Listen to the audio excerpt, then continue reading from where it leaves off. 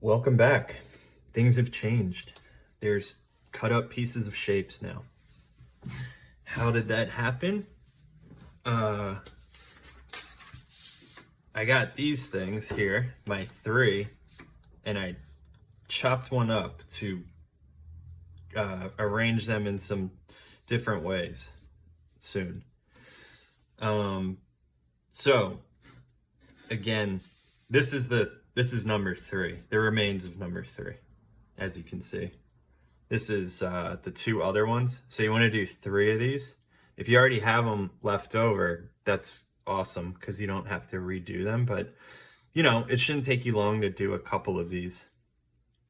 Or you could, you know what? You could even, I didn't even think of this. I don't have a scanner. If you guys have a scanner or something, and you can somehow, I don't know how this would, you could scan them actually, and then you would have copies of these. And you could like rearrange them all in certain ways. So what I did was, so these are some pieces here. I'm gonna put these to the side. So I just made cuts on this. What this is doing is employing the element of chance. Chance for me is always a really cool part about art and life, right? So the two drawings up to this point have been pretty straightforward, but sometimes if you're in a rut or you're trying to figure out some creative solutions, employing chance, right? I just flip my thing horizontal, gives me a different view. So what it does is it shifts your perspective. We all know that these days our perspective needs to be shifted on a lot of, you know, issues going on in the world. And it's the same idea. You're looking at something a different way. And so this just became this now. We're gathering these random shapes here from our initial composition. And what it's gonna do is it's gonna give us these unpredictable results.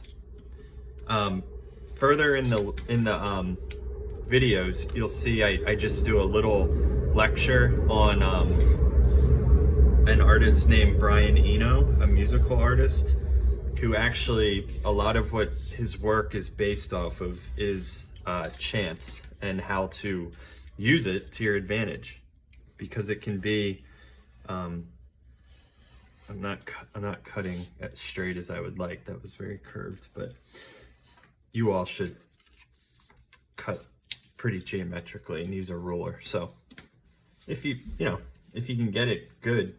This is pretty, pretty straight. So the reason I did that now is because I'm gonna get my viewfinder back in place. All right. And what I'm gonna do here, try and cut them into big shapes. See how they're pretty big, right? They're not like tiny. You don't want to have a bunch of tiny shapes all around. It's just going to be a headache to trace and arrange. So I'm going to I would arrange these in some different ways, play around with it a little bit before you go to do your final tracing. Because then you're just familiarizing yourself a little more with some of the things going on. So as you can see, there's a lot of kind of really cool, interesting shapes that weren't there before at all. I'm just gonna kind of layer these in a way that is gonna take up my page. So I would need the third one here, right? To kind of take up enough room to reach the edges. Or you can kind of spread them out here. So once you get it to a place, I'm just gonna put this one here on the edge for the sake of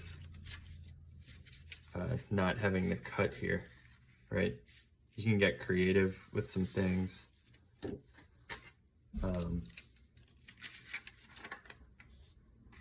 Whatnot. So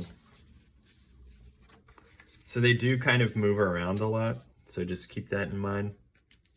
I'm actually gonna just cut, I'm gonna cut a couple more here just to fill the space.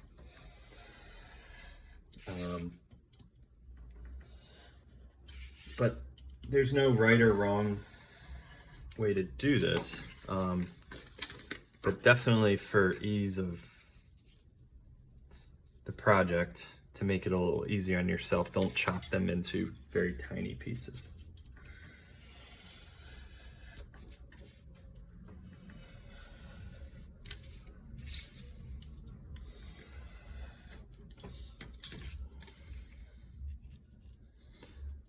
So see how I'm filling up the majority of the page here?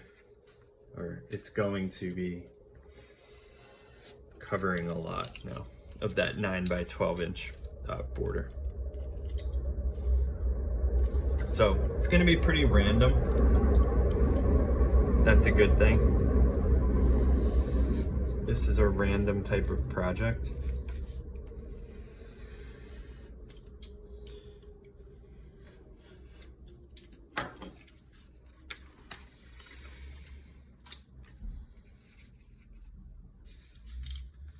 See? It looks, I mean, I think it looks pretty cool once you start doing these sort of shapes here. All right. So I'm going to go to video 3 for kind of the next step.